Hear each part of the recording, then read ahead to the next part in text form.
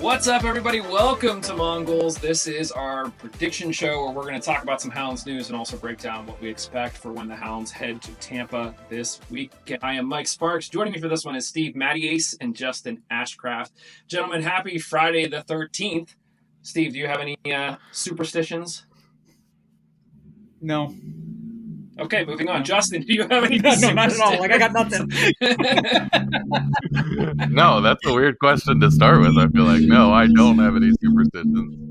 Okay. I completely forgot that it was Friday the 13th, and then we got in here and we, inside baseball, we started 15 minutes late because I could not get my microphone headphone set up to work properly. So I'm going to blame it on Friday the 13th.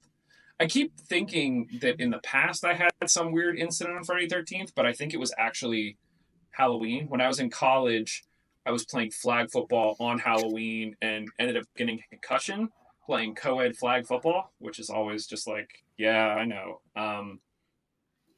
But yeah, I don't know if anything's ever happened on Friday the 13th.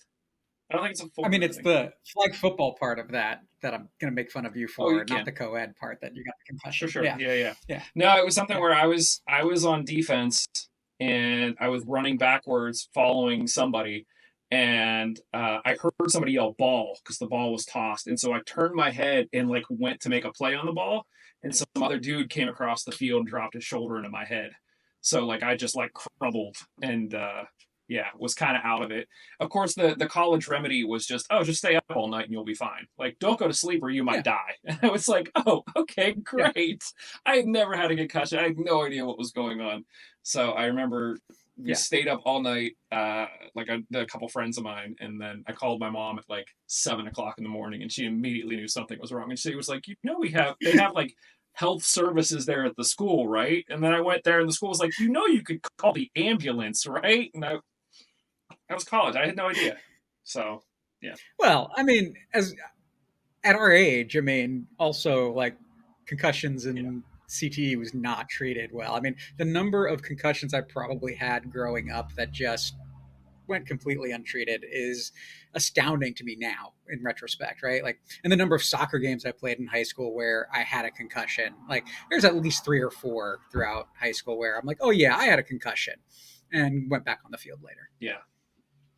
Since we don't have any Friday the 13th stories, Justin, do you have any concussion stories? I don't. I have not really played. My sport in high school was golf, so I have not really played any. Unless you hit yourself in the head with a golf club, you're probably not gonna get a concussion playing golf. I do remember there was a country club that I was working the grounds crew on one summer, and I remember there were some guys teeing off, and so I went up into the trees off the fairway to get out of their way. And I see them tee off, and then I don't hear anything, and I don't see the ball at all, and I hear, and literally the ball just ripped straight through right past my face, and nobody yelled for, there's nothing, and I just stood there for a hot second, I could have just died, that could have been it. Yeah. Yeah. But to get a concussion any other way in golf, you're right, is pretty difficult. So. Yeah. Guys, let's talk a little bit about sort of the news around the team and then dive in a little bit to what's going on in Tampa. Bradley Sample won goal of the week for the USL this week. That is now back-to-back weeks that a Hound has won. Justin, do you have any thoughts on Sample's goal? And I don't know if you saw the other contenders, but just thoughts on it in general? It's pretty impressive when you win a goal when you weren't trying to score a goal, but... It is what it is. Now it's a great goal and probably deserves goal of the week for some reason or another. But it is awesome after our scoring troubles the rest of the season to have back-to-back goals of the week is pretty impressive. So I'll take it. Yeah, agreed. Steve, did you have any final thoughts on that? I think we kind of willed that into existence, continuing to talk about that lettuce. Yeah. But I think as well, a goal like that at that stage, it was an important goal because it really did then change the game even more and put the Hounds in a really comfortable position and change how they were able to play. Change what we saw going the other way, right? And so it really did change the game, I think, quite a bit. And so I think that adds to the context of it and well-deserved, right? Yeah. I mean, it was a fun goal to watch over a couple times. Agreed. It's interesting. I was watching sort of the highlights of Tampa's game against Birmingham from midweek, and they basically wrapped up the game by saying that, you know, now Tampa have to go home and face who they called the hottest team in the USL Championship, the Pittsburgh Riverhounds. And so, you know, that header just kind of adds to that. So, yeah, good for Bradley. I don't think he was expecting it to come that way. But to get the goal and then get goal of the week is probably, you know, pretty exciting for him. Yeah. So, yeah. One other bit of news, had a nice chat with Alalo Sumanu this week as well. I thought it was interesting. I don't know if you guys caught the conversation, but we ended up talking a little bit about Pro Rel, and I thought that he was sort of the perfect person to talk to about it because he's played in USL League 2. He won a championship in League 1. Now he's in the championship in the USL Championship. And he gave a take that sort of tied into another topic that we have been discussing off and on. But he was saying how one of the things that he dislikes in the USL is the shorter contracts that players get, because he said often you'll get to the end of the season, and especially without Pro Rel, players just looking like, did we make the playoffs or not? Like, I don't really care. I'm not going to be with this team next year anyway. I'm just going to go somewhere else, so it's not a big deal. Whereas he was saying if there were longer term contracts and there was something like Pro Rel, then you're going to have guys that are battling till the end because they don't want to go down a league. They want to stay where they are and they know that they'll be back, you know, the following season. And I again, it's something that we kind of insinuated, but to hear it come from a player as sort of like an original thought was interesting. Steve, did you have any sort of thoughts about, you know, what he had to say about that or about the conversation in general?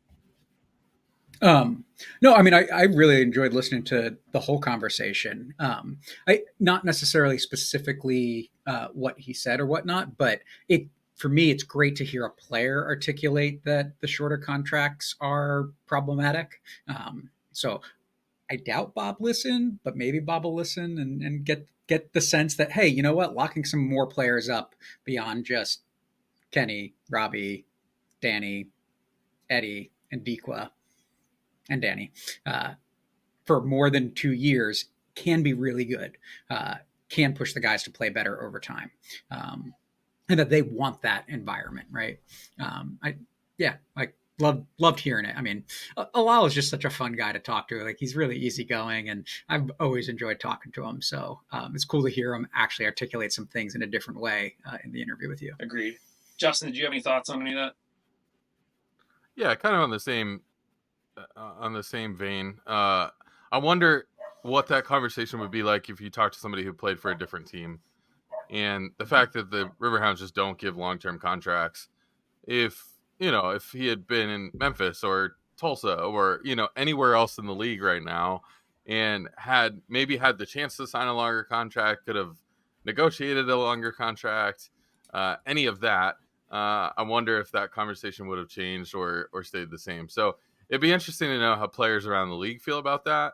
But I do think it is interesting, some of his comments about the teams that he's been on and how they would have done in the league above them and all of that kind of stuff. I thought all of that was super interesting, and you know, is probably a conversation that most teams around the league have. And you know, you wonder, especially in the leagues that have Pro Rel, when a team gets promoted, a lot of times they lose key players to teams from the league above them that they're getting promoted to, and so they don't often have the chance to go into the league this season with the same group of players that got them promoted. So it would be interesting to see how that would it would be interesting to see how that would change from year to year if these guys were signed to longer contracts and the movement didn't happen as much.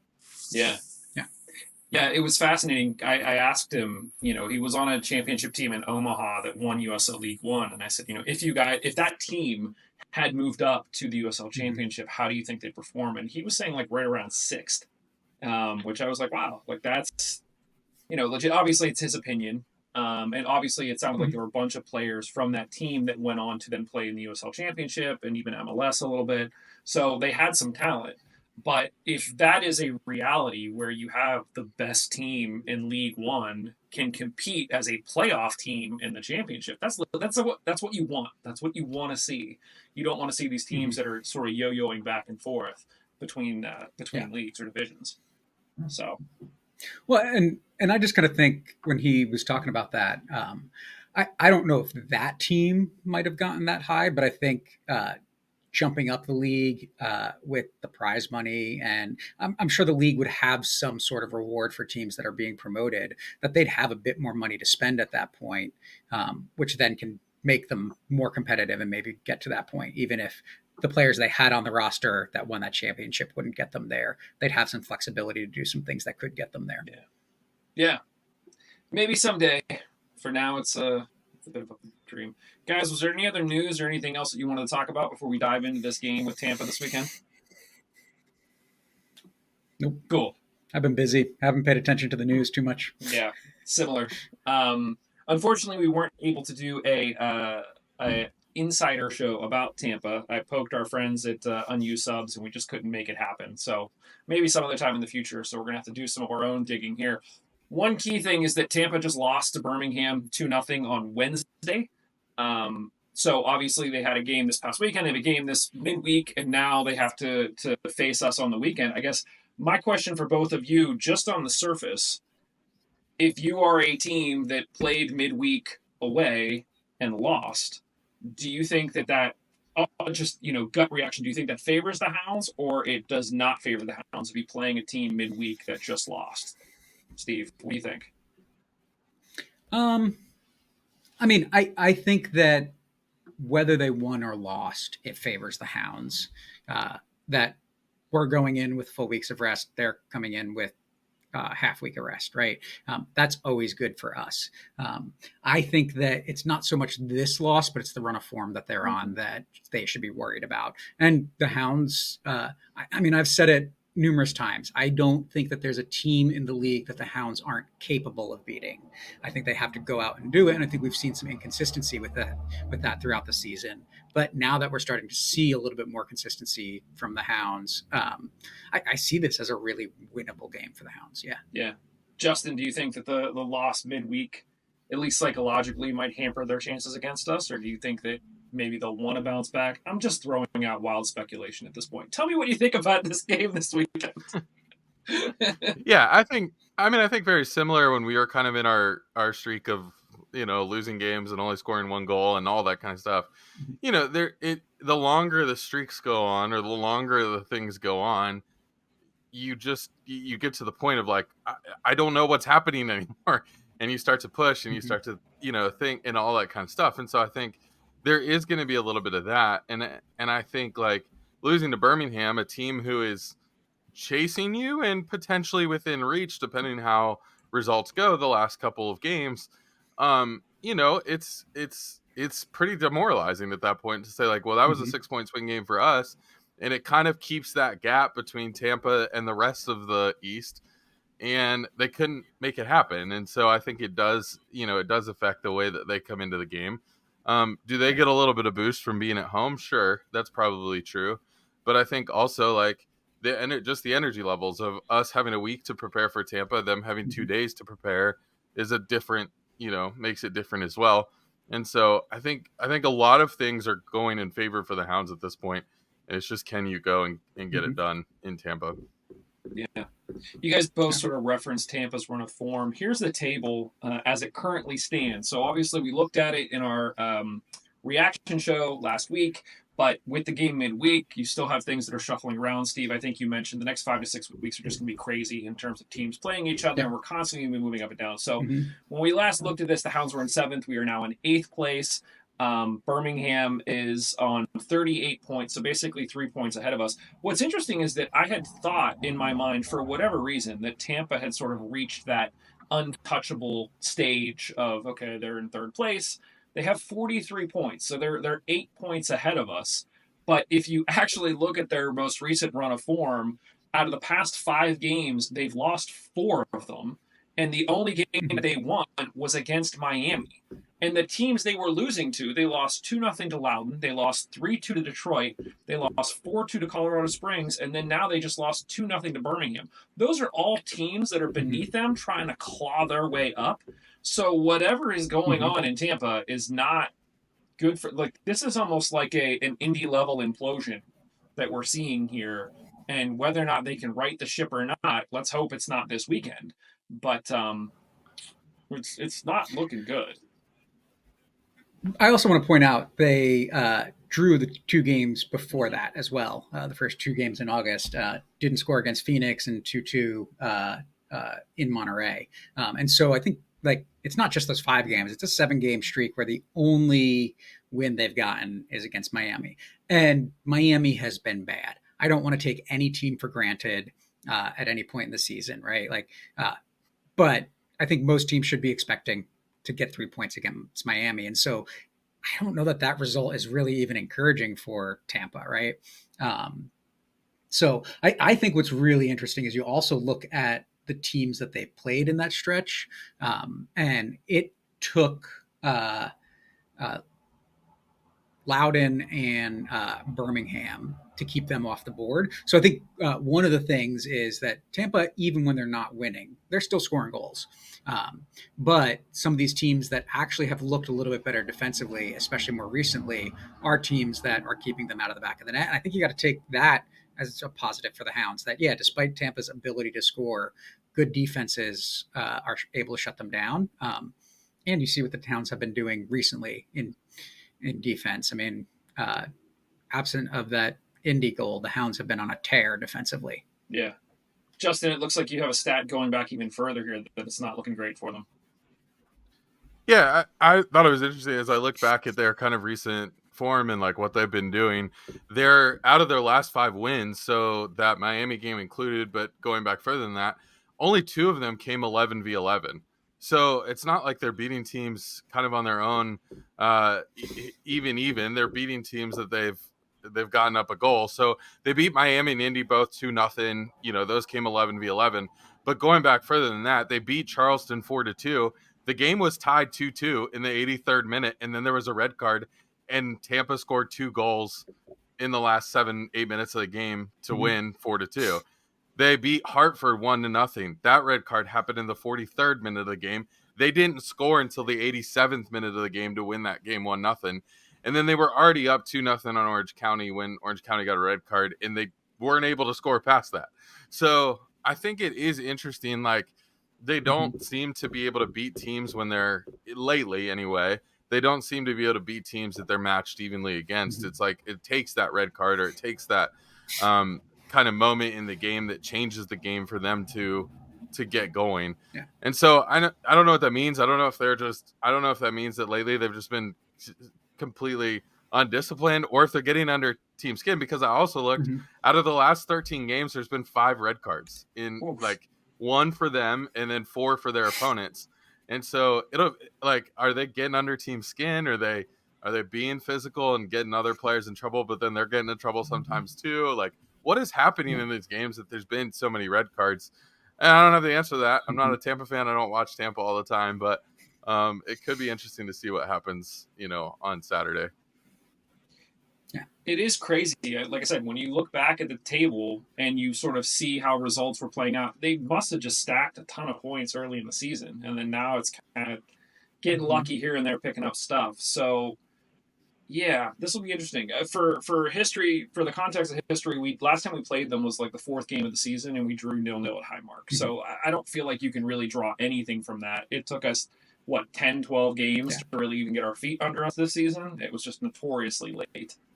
Mhm. Um, But I would say, as I remember Yeah. back to that game, that was almost a turning point for the beginning of our season. We had Mhm. lost our first 3 games, and we were Yeah. all going, "What is happening? How are we?" And we got a 0-0 draw against Tampa that felt good. It felt like we were going to win Yeah. the game. It felt Mhm. like we were in charge of what was happening. It felt like we had gotten back to Fort Highmark and all of that kind of stuff. And then we went and won the next game against Phoenix. And so I think, like, okay, yeah, we may not have won the game, but I remember that game feeling a lot better than a Mhm. 0-0 draw. yeah. Yeah. Yeah. I was just going to say something really similar. So I think when I think about it, Tampa is one of those teams that I think it can be highly unpredictable what's going to happen against them year over year under Bob Lilly. And so, I mean, Bob's first 2 years in Pittsburgh, 3 ties and 1 loss to Tampa. We didn't play them in 2020, and then the next 2 years, they beat us up and took 3 of the 4 games. We won the other one. Last year, though, we beat them in both games.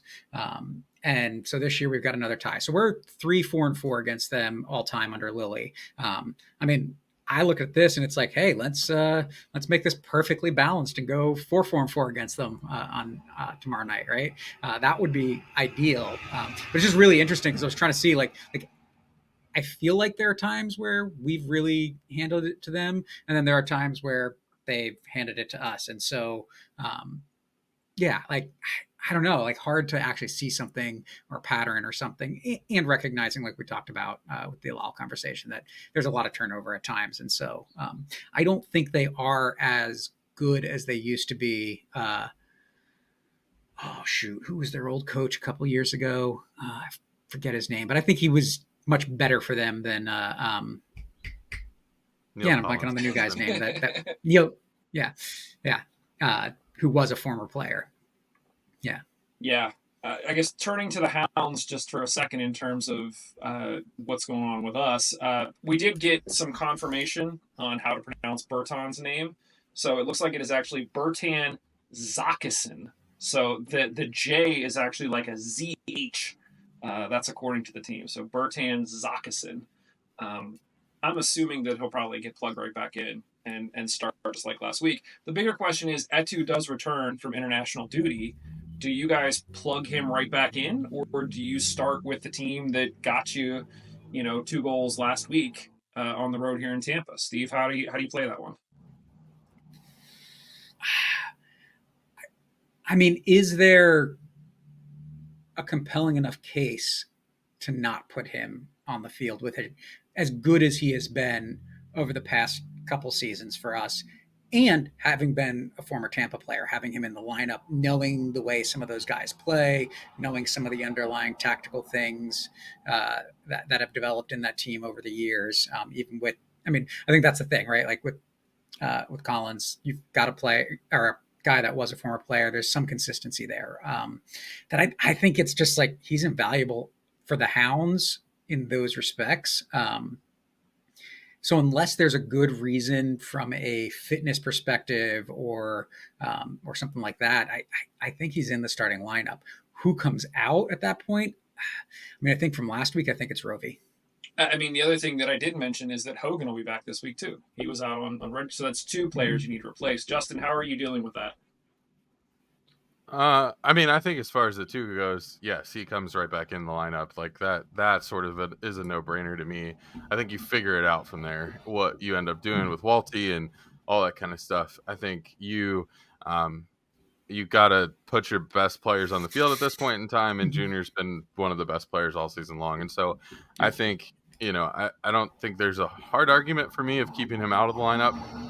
Hogan, I could go either way based on what happened, but I think there's a spot for, depending on what you want to do this weekend, and if you want to do something similar to what you did last weekend, there's a spot for Junior on the field. Does Hogan need to come right back in? I don't know, but I would like to see him come right back in. So I don't know. It's hard. It's hard to make some of those decisions. That's why I'm not a coach. Yeah. You mentioned Walty. We in the past few weeks we were able to get sort of our 4, I'll say, best midfielders. Cut to Kenny Griffin or Kenny just going, hey, wait a second. But out of the 4, if we do have sort of a back line that does not have a midfielder in it, that means one of our 4 guys got to sit. So between Griffin, Mertz, Sample, and Walty, who do you think sits, Justin, of those 4? I mean, I don't. Yeah, that's the hard question to answer, and I think no matter how you answer that question, it moves Mertz out of the middle of the field and it brings Griffin back. And so Mm-hmm. Either one of those things I don't like, and so I'm struggling with. That's where I'm like, could you? Is there a situation where you don't bring Hogan back in the lineup? And if you bring Hogan back in the lineup, do you bring him? Do you bring him back in at the expense of Osamano or Suber? One of the two. I don't know. I don't know. I don't know how you handle that, but I think that's almost thinking about it. It might be what I prefer. Is he Mm-hmm. might come back in, but he comes back in for one of them rather than dropping straight back in as a back three. I don't know. That's why I'm not paid the big money. Steve, out of those four, who are you dropping to the bench? If that's what you think happens. Yeah, I think I'm dropping if I'm making the decision. Walty. I think that he played great last week, but I don't think unless there's like something we don't know about, it's Mertz because he's just his menacing presence up in the front is just too much, and I think that. Sample is a little bit more for me. I think a little bit more stable in that defensive midfield rotation, and so I'm keeping Sample on. Uh, I've liked Sample more for longer this season. Walty has impressed me and won me over, and so I expect Bob to pull Sample, even though I think it should be Walty. Interesting. Okay, I was going to say Walty as well, just because when I think about that midfield, the fact that Walty basically was playing right back or left back, and then was sort of moving around the back line, that feels to me like not that it was a makeshift solution, but if you want to leave the midfield alone, he technically wasn't in the midfield for big pieces of the past few games. So then you drop Yeah. Walty and you leave Sample in there. But it will be interesting because, like you said, often what we think is not what Bob thinks, and Right. sometimes that's good, sometimes that's not good. So yeah, we'll have to see, guys. How do you think this shakes out? Is that tell me if there is anything of interest that you think is going to happen or you'd like to see happen, and then we'll circle back and do some score predictions. Justin, thoughts on this one? Yeah, I think we've talked about a lot, and you guys kind of talked about it on the reaction show as well. What we've talked about is, hey, you need to get draws away, wins at home, and then maybe pick up a win here or there on the road. I think for this point in the season, for where, and I'll talk about this in a second, for where everybody else plays this weekend, this is about as must win for a road game as it gets. You have a situation this weekend where we need to pick up 3 points to maintain kind of our spot in the table, or otherwise by the next time we play Birmingham, we could be sitting outside the playoff line again. And I don't want to see that. So here's where I'm framing this situation up. 5 of the 7 teams that are above us go and play Western Conference teams this weekend. So it's a situation where there's not a ton of movement that's going to happen in the table as far as one team beating another and there being a jump. So Louisville plays Tulsa, Charleston plays Colorado, Detroit plays New Mexico, Rhode Island plays Orange County, Indy 11 plays El Paso. Tampa Bay plays us, and then the other interesting game is Loudoun plays Birmingham. So we're sitting. There's one game that really makes a difference, a big difference in where the table shakes out. And so I think for us to maintain where we are on the table, we have to win this weekend. And then the other piece of that is we don't play next weekend. So and every other team in the East plays next weekend, and so we're gonna get to a situation where we come against Birmingham and we might be sitting outside the playoff line again. And I don't want to see that happen. And so I do think we need to pick up 3 this weekend.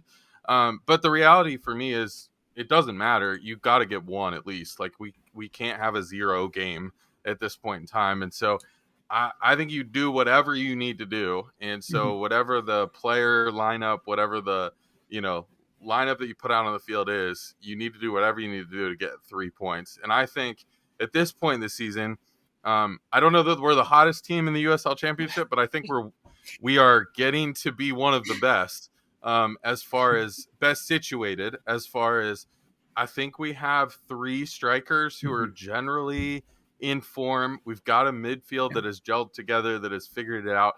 We got a defense who has stopped letting in goals, and we've got a goalkeeper who's completing for Golden Glove. those are the elements that are going to get you wins at this point in the season. And so I feel good about our chances about going and getting a couple points in Tampa. And I hope that that's actually what transpires. Love it. Steve, how are you viewing this game?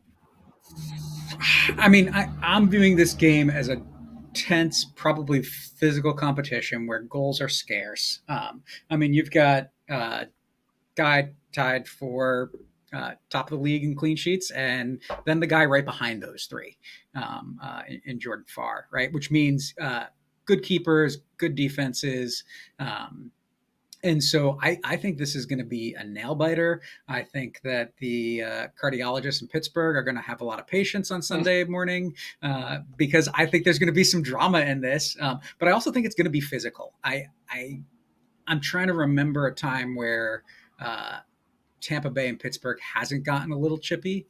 And there's a couple games over the years where it's like, wait, that was like a really clean game, but usually it's a little chippy, it's a little physical. And so I'm expecting to see those things this week, regardless of who's on the field for each team. And it's going to be hard fought. So whether it's a draw, whether it's a win for somebody, it's going to be close, it's going to be tight, and it's going to be, it's going to build, like, I think the rivalry between Pittsburgh and Tampa in terms of teams that are consistently competitive over the years, but maybe not consistently top one or two teams each year. That we're kind of always right there with Tampa in that competition for top four most years. And you see that come out in the games we play against them. Yeah. I think this will be like that. Yeah. For some reason, you mentioned that Junior Etu, previously played for Tampa. For some reason, I have it in my mind that there have been at least one or two games that he has like gone off. Whether or not he's actually on the score sheet or not, I just remember a couple of those games feeling like he was like the best player on the field. So I kind of agree that with what you guys were saying. I think he does get plugged right back in, and we sort of see what happens. What will be interesting is, because Tampa has been floundering a bit, they are going to want to right the ship here at some point. So this might be a situation where they just say, let's just try to get the draw. We're at home. Just don't get a zero. And they kind of put 10 men behind the ball, and it's our job to break them down, which we know historically we have not been good at. That said, watching back those highlights from Birmingham, it was almost surprising. At times it almost felt like Tampa was just walking, and the amount of space between the players, I'm just not used to seeing that, because that's not the way the Hounds play. The Hounds tend to be very compact and very methodical, how they try to pick through lines, and that was not what I was seeing against Tampa. So going into doing this episode and talking to you guys, I was kind of nervous, like, okay, we know Tampa's really good, but the more I dig into them and the more you actually sort of see what's been going on there recently, I kind of feel really good about 3 points. I feel like if we don't get 3 points, it's going to feel like a missed opportunity. Again, if they decide to park the bus and it's up to us to break them down, that gives me pause. But they're at home and they do need to stop the bleeding. So maybe they try to take some chances and then we can hit them on the counter and sort of see where it goes. We also know we don't do well with possession. So if they do sit back and just say, have at us, then that doesn't bode well for us. But this should be an interesting one, regardless. Yeah. Let's score prediction time. Justin, I'll pick on you first. What do you think? 3-0 Hounds. Woo-hoo! Listen, before I think. Go ahead. I don't think it's necessarily realistic. I don't think it's necessarily what is actually going to happen. But I do think that there's a chance that a team that's not in good form comes against a team who has had a stretch like Tampa is experiencing right now and has kind of come out of it. I feel like we could go and put a beat down when, at this point in the season. And so, but that being said, I could just as easily see it go the other way. And I could see a team who's had a bad stretch of form be like, all right, we need a game here, and go and lay a beat down on us too. So I'm gonna hope it's the other way that we win 3-0. I mean, to be fair, I was gonna say something similar. Like I could see this being a 3-0 where we sort of carve them up and then we sit back. I think if they put a beat down on us, it would probably be more like a 1-0. Like I don't see them. I think the odds of us, I don't want to say blowing them out, are greater than them doing it to us. I just don't see us folding that way defensively. Sure. So I think it'll be tight if they score. If they don't score, there could be a good chance for us to hang up a few on them. So I don't mind that shot at all. Steve, what were you thinking? No, I really liked your analysis of where they are and how they've been playing lately. But pair that with what I was saying a few minutes ago.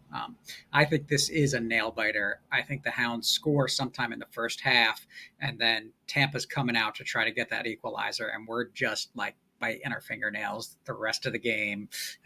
I'm getting texts from Laura Ellen about how she's so anxious at that moment, right? Like I think that's going to be that type of game, and I think we win it 1-0. Yeah, that is what we think. Let us know what you think, guys. Any other thoughts before we close this one out? No, season's getting interesting. It's definitely getting interesting. Thank you, everybody, for watching and listening. We always appreciate it. Make sure you do subscribe wherever you're getting this, either on your podcast player of choice or on YouTube. We will be back with the reaction to this matchup on Sunday evening live at 7:30 p.m. Eastern. So make sure that you join us. You can comment during the show. We will read the comments on air. It's always a good time. But until then, we will talk to you very, very soon. See ya.